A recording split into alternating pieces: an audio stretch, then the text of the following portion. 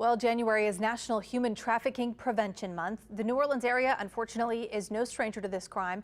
Meg Ferris has an in-depth look at why our region attracts human traffickers, and she explains who traffickers are targeting. In 2015, a survivor of sex trafficking talked about the force used by captors. Every day is plenty of girls that's like, you know what, this isn't for me. But then that's when the ugliness will come out. Oh, if you don't do this, if you don't do that, oh, we'll beat your ass, oh, you're not gonna make it out alive, oh, I got you, you know, all kind of threats. Girls get killed every day or threatened or taken. FBI Supervisory Special Agent Jennifer Terry oversees the Child Exploitation Human Trafficking Task Force in Louisiana, and she says the perpetrators move victims around.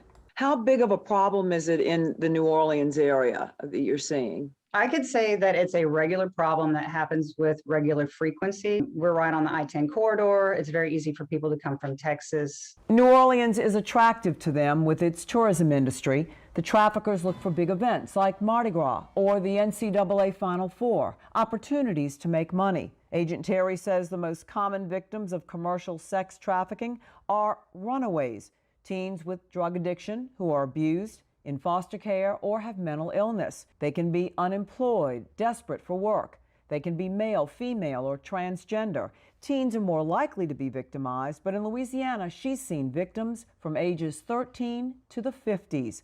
She also says social media can be a dangerous place for young people.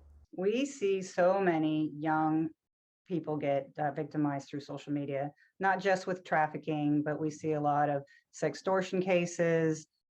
We see a lot of where they're induced to produce inappropriate images. So her cyber safety tips include: be aware of your posts.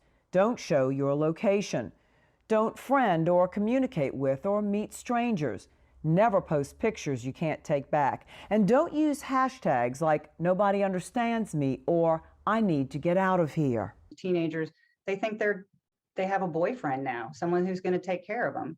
They think that this person's going to help them get their basic needs, and so often they don't realize they're being victimized. Agent Terry says Louisiana now has harsher penalties for human trafficking, and she's seeing many more cases and convictions.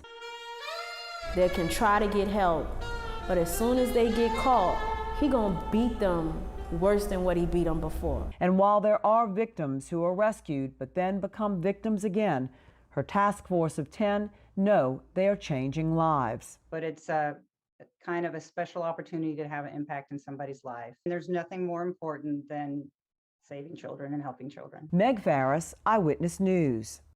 According to the International Labor Organization, about 5 million people are trafficked for forced sexual exploitation. Women and girls are disproportionately affected by forced labor, accounting for 99% of victims in the commercial sex industry.